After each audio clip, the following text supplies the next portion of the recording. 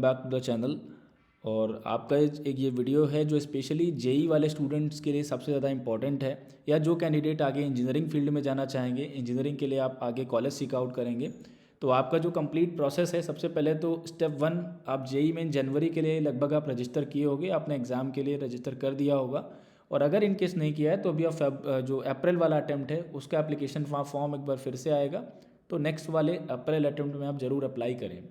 इसके साथ साथ अगर आप किसी और स्ट्रीम वाले कैंडिडेट हैं तो आपको अपनी फील्ड से रिलेटेड या अपने इंटरेस्ट के अकॉर्डिंग आपको अलग अलग कॉलेजेस के एप्लीकेशन फॉर्म अभी से अप्लाई कर देने चाहिए, क्योंकि स्पेशली 12th वाले जो कैंडिडेट हैं बहुत सारे इंपॉर्टेंट अपडेट्स, एप्लीकेशन फॉर्म के अपडेट्स छूट जाते हैं, क्योंकि आप बहुत ज़्यादा फोकस्ड होते हैं अपने बोर्ड के एग्ज़ाम्स को लेकर।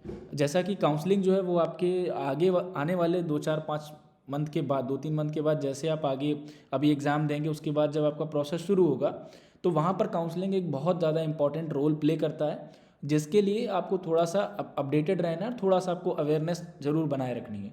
उसी से रिलेटेड एक बड़ा डिसीजन लिया गया है यूपी के अंदर जो कॉलेजेस हैं, क्योंकि बहुत सारे कैंडिडेट स्टूडेंट्स हैं जो यूपी के अंदर, यूपी स्टेट से आते हैं और यूपी में ही रहना चाहते हैं, यूपी के कॉलेजेस को प्रेफरेंस में रखते हैं कि भाई हमें यूपी स्टेट से बाहर नहीं जाना, हम दिल्ली नोएडा तक जा सकते हैं, नोएडा जा सकते हैं, या फिर हमें लखनऊ।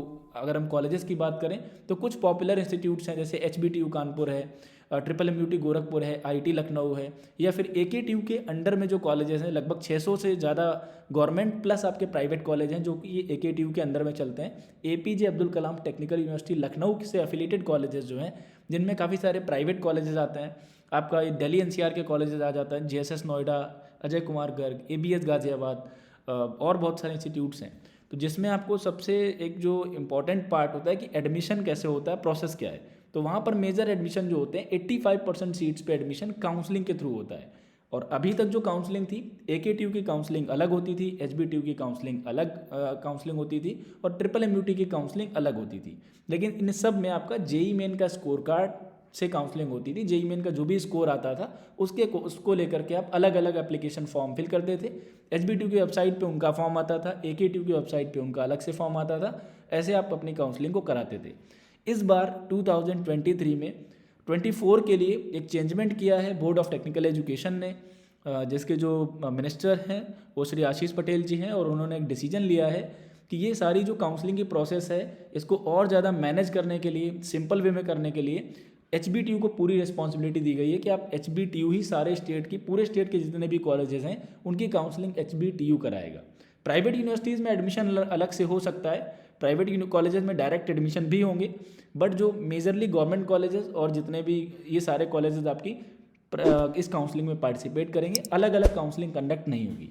इसको लेकर ये इंपॉर्टेंट अपडेट है, जहाँ पर लिखा यूपी के सभी कॉलेजेस के लिए HBTU कराएगा काउंसलिंग। यूपी के टेक्निकल एजुकेशन डिपार्टमेंट से अंडर कंट्रोल सभी इंजीनियरिंग कॉलेजेस और AKTU में सेशन 2024-2025 में एडमिशन के लिए अब counselling Harcourt Butler technical university Kanpur की ओर से कराई जाएगी।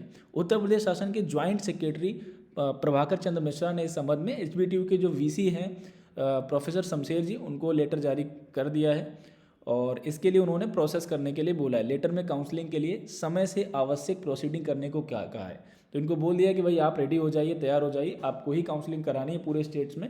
ये ऑफिशियली कहीं ना कहीं अनाउंस हो चुका है, और ये ऑफिशियली रिस्पॉन्सिबिलिटी दे दी गई है। आगे आने वाले टाइम पे आगे की रिपोर्ट्स में भी इस चीज़ को अगेन कन्फर्मेशन आ जाएगा।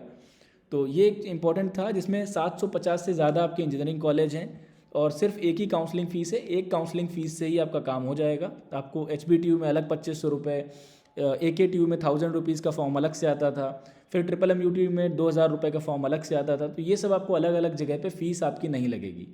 तो HBTU को ये कहीं ना कहीं जिम्मेदारी पूरी मिली है, और कॉलेज और सीटों की संख्या ज़्यादा होने के चलते सबसे ज़्यादा काउंसलिंग फ़ीस AKTU से एफिलेटेड कॉलेज में एडमिशन काउंसलिंग प्रक्रिया से मिलेगी। तो यहाँ पर डेफिनेटली जो फ़ीस आती है वो टोटल HBTU को ही जाएगी कहीं ना कहीं। तो ये फ़ीस का जो भी है वो तो उनका अलग पार्ट है, स्टूडेंट का इससे कोई लेना देना नहीं है कि फ़ीस कहाँ जाती है। कोई ना कोई बॉडी तो काउंसलिंग कराती ही है, तो डेफिनेटली आपको यहाँ पर HBTU इस बार काउंसलिंग आपकी कराने वाला है। तो इससे रिलेटेड और भी ऐसे इंपॉर्टेंट अपडेट होंगे जो कि आपके एग्ज़ाम, आपकी आपके जो पूरी काउंसलिंग या आगे के कॉलेज एडमिशन प्रोसेस में आपको हेल्प करेंगे। तो वो सारी अपडेट आपको इस चैनल पे हम लोग प्रोवाइड कराते रहेंगे। चैनल को आप सब्सक्राइब कर सकते हैं अगर आप पहली बार आए। आपको कोई कंसर्न है, कुछ भी आप सजेशन लिखना चाहते हैं, कुछ भी आपका डाउट है, तो उसको भी आप कमेंट सेक्शन में लिख सकते हैं। Thank you so much. Stay connected, keep watching.